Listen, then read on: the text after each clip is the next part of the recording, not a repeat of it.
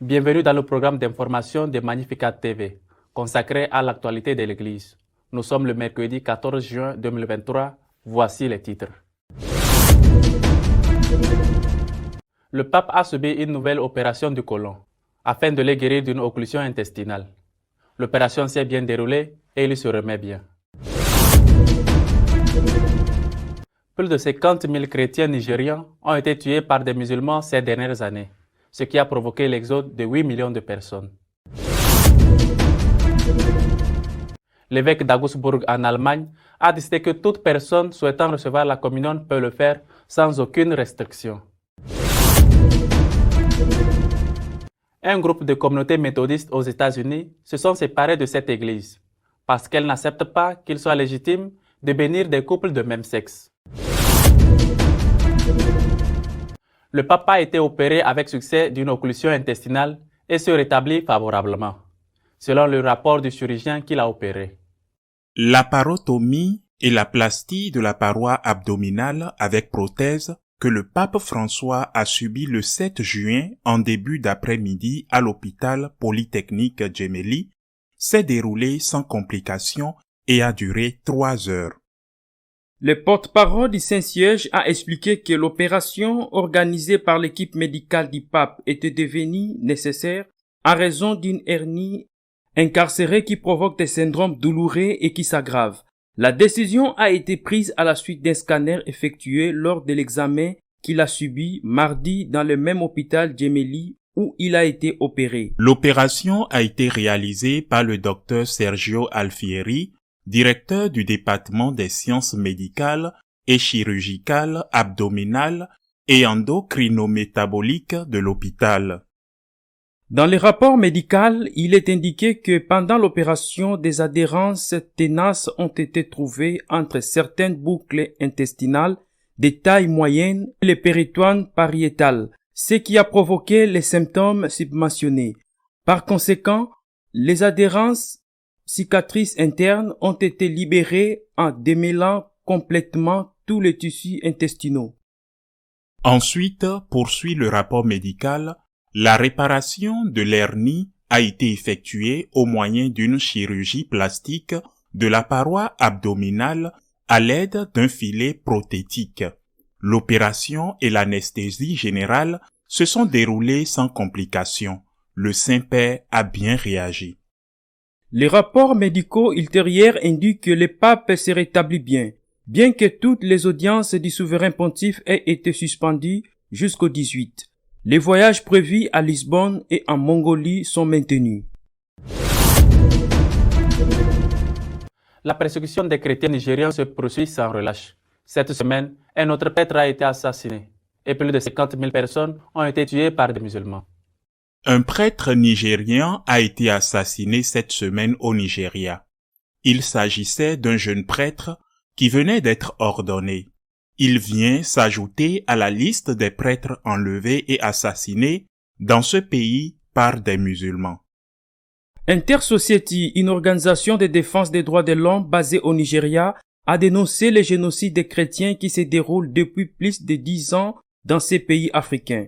Selon son rapport du 10 avril 2023, 52 200 chrétiens ont été massacrés depuis 2009 et chaque année le nombre des martyrs augmente. Au cours des 100 premiers jours de cette année, pas moins de 1041 chrétiens sans défense ont été abattus par des djihadistes nigérians. Environ 15 à 20% des massacres sont le fait des forces de sécurité nigérianes, en particulier de l'armée. Depuis 2029, 18 000 églises et 2200 écoles chrétiennes ont été attaquées et nombre d'entre elles ont été détruites, rasées ou incendiées. Résultat, pas moins de 50 millions de chrétiens, principalement dans le nord du Nigeria, sont gravement menacés par les djihadistes pour avoir professé être chrétiens. Parmi eux, pas moins de 14 millions ont été déracinés et 8 millions contraints de fuir leur domicile pour éviter d'être abattus. Le rapport d'Intersociety indique clairement que l'objectif des djihadistes est de nettoyer le Nigeria de toute présence chrétienne. Les maisons, les églises et les villages chrétiens ont été détruits et remplacés par des mosquées et des villages musulmans. Le djihad a été lancé au Nigeria par des islamistes du nord du pays, dirigés par l'ethnie Fulani.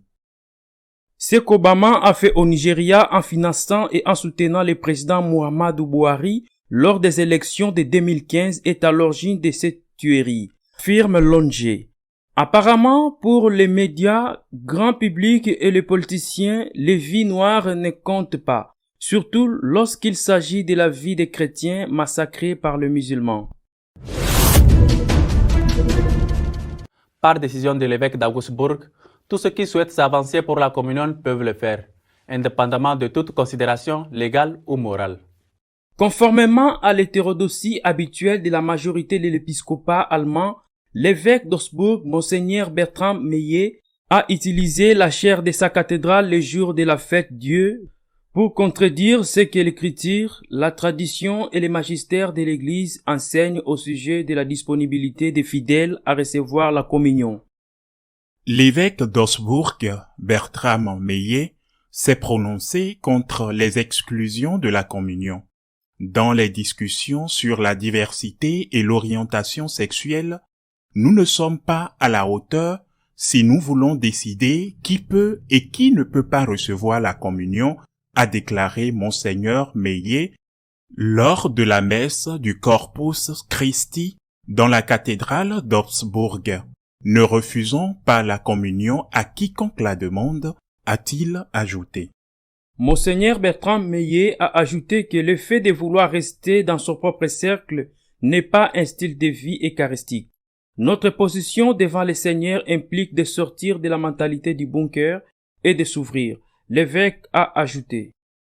Ce que le pape répète devrait aussi être notre règle. Ne nous érigeons pas en juges des autres.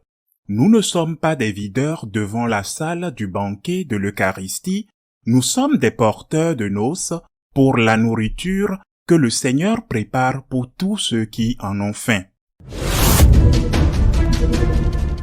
Un nouveau groupe de communautés méthodistes a décidé de quitter l'Église pour protester contre son acceptation de la bénédiction des couples de même sexe. 60 congrégations méthodistes du Michigan ont annulé leur affiliation à l'Église méthodiste unie, rejoignant ainsi des milliers de congrégations qui ont quitté le méthodisme officiel ces dernières années. La raison en est une divergence d'opinion sur la moralité des relations homosexuelles. Lors de la conférence annuelle de l'Église méthodiste unie du Michigan, qui s'est tenue au Grand Traverse Resort à Acme, dans le Michigan, l'organe régional a approuvé le départ des 5 douzaines de congrégations. Depuis plusieurs années, l'Église méthodiste unie est plongée dans un débat conflictuel sur l'opportunité de modifier ses politiques énoncées dans les livres des disciplines qui interdisent la bénédiction d'union entre personnes de même sexe et l'ordination des membres du clergé homosexuel non célibataire. Alors que les efforts visant à modifier le livre de discipline lors de la conférence générale ont toujours échoué, les libéraux progressistes de l'UMC ont souvent refusé de suivre ou d'appliquer les normes. En réaction, des milliers de congrégations conservatrices se sont désaffiliées au cours des 2 dernières années et de nombreuses congrégations ont choisi de rejoindre la nouvelle Église méthodiste mondiale. Selon les chiffres compilés par IM News, mardi matin, plus de 4600 congrégations ont quitté l'UMC depuis 2019 et plus de 2000 l'ont fait depuis le début de l'année. Notre éditorial de cette semaine est consacré aux attaques contre les chrétiens dans les pays d'Afrique, comme le Nigeria, et en Amérique, comme le Nicaragua. La semaine passée, le pape François a été opéré pour un problème au côlon. Dieu merci, l'opération s'est bien déroulée et le pape se rétablit de manière satisfaisante. À cette occasion, pour la première fois, C'est le chirurgien lui-même qui a donné des explications sur ce dont souffre le pontife, sur ce pourquoi il a été opéré non seulement à cette occasion, mais aussi sur le fait qu'il l'a lui-même la fois précédente opéré. C'est un acte très positif parce qu'un communiqué de presse sans la signature du médecin n'est pas la même chose que le chirurgien lui-même qui dit ce qui se passe. Il a levé beaucoup de doutes, je pense qu'il a levé tous les doutes. Tout d'abord, il a expliqué en quoi consistait cette opération et il a dit que le patient va raisonnablement bien. Mais il a aussi dit qu'il n'avait pas de tumeur maligne et cela était une rumeur qui circulait largement dans l'environnement du Vatican et qu'il n'en avait pas, qu'il n'en avait jamais eu non plus. Il a même dit que lors de la première opération, il y a presque 2 ans, il n'avait pas eu de problème avec l'anesthésie. Et c'est le pontife lui-même, dans une conversation avec des journalistes, qui avait dit de manière informelle qu'il avait peur de l'anesthésie parce qu'il avait eu des difficultés lors de l'opération. Le chirurgien, le médecin, a déclaré que le pape se portait bien, raisonnablement bien, pour ses 86 ans, et qu'après quelques jours de repos naturel et logique, il serait en mesure d'affronter les obligations qu'il a contractées, obligations que le Vatican a déclaré qu'il maintiendrait, la visite à Lisbonne pour les JMJ, et même celle, beaucoup plus complexe du point de vue logistique, la visite en Mongolie, à la frontière avec la Chine, rien de moins. Bien sûr, ces jours-ci, les audiences ont été suspendues afin que cette récupération puisse être menée à bien de manière satisfaisante. Une autre information cette semaine a été la persécution dont souffrent les chrétiens, en particulier dans 2 pays situés sur 2 continents différents, le Nigeria et le Nicaragua. La situation au Nigeria est vraiment grave pour les chrétiens. Une ONG dédiée à la défense des droits de l'homme, Inter-Society, a fourni des données indiquant qu'au cours des 12 dernières années, 52 500 chrétiens ont été tués. Il faut parler de martyrs. Et que seulement dans les 3 premiers mois de cette année, plus de 1000 chrétiens ont été martyrisés. Plus d'1 millier. 1041 chrétiens ont été martyrisés, ce qui signifie qu'à 90 jours, plus de 1000 chrétiens ont été martyrisés, ce qui représente plus de 10 victimes martyrs par jour. Et il a continué à donner d'autres données. Il a dit qu'au cours des 12 dernières années, c'est-à-dire lorsque cette ONG a présenté le bilan, 22 000 églises ont été attaquées. Plus de 2000 écoles et collèges chrétiens ont été attaqués. Beaucoup d'entre eux ont été détruits.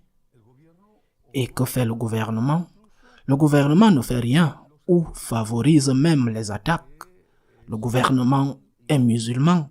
Même l'ancien président qui vient de quitter ses fonctions très récemment est du même groupe ethnique, le groupe ethnique Fulani, qui est le principal groupe ethnique qui attaque les chrétiens dans le nord du pays. Un groupe ethnique soutenu par le groupe terroriste Boko Haram, au point où Inter-Society dit que 20% des attaques contre les chrétiens ont été perpétrées par des membres de l'armée qui sont majoritairement musulmans. Il y a 50 millions de chrétiens en danger permanent au Nigeria. C'est le pays le plus peuplé d'Afrique. 8 millions de chrétiens ont dû quitter leur maison, laissant tout derrière eux, et se retrouvent en quelque sorte dans des camps de réfugiés où ils survivent avec pratiquement rien. Et que fait le monde face à cela? Eh bien, c'est terrible, parce que l'administration Obama et l'actuelle administration Biden ont collaboré avec cet ancien président Fulani, c'est-à-dire avec cet ancien président musulman. Ils ont collaboré en échange de l'approvisionnement en pétrole de l'Occident. Ils ne se rendent pas compte que si un djihad islamique est établi au Nigeria, ce qu'ils ont l'intention de faire, pour établir un sultanat musulman dans ce pays. Si un pays musulman islamique est établi là-bas, ce sera pire pour l'Occident. Il cherche des avantages économiques à court terme et se fiche éperdument des souffrances des chrétiens. Il est significatif que ces mêmes personnes, lorsque des Afro-Américains ont été brutalement battus, voire tués par les forces de police, ils ont déchiré leurs vêtements et rejoint le groupe Black Lives Matter qui protestait à juste titre. Je ne vais pas discuter pour savoir s'il s'agit d'un problème chronique au sein de la police américaine ou d'un cas isolé. Mais le fait est que ceux qui protestent contre la mort d'Afro-Américains aux mains de la police aux États-Unis ne sont absolument pas émus par la mort de plus de 50 000 Africains de la même couleur de peau que ceux qui se trouvent aux États-Unis. Pour les Africains, pas de mouvement. Il ne se passe absolument rien. Mais si un seul tombe aux États-Unis, c'est une catastrophe et on proteste. Il me semble bien de protester, mais si 50 000 sont assassinés en Afrique, rien ne se passe.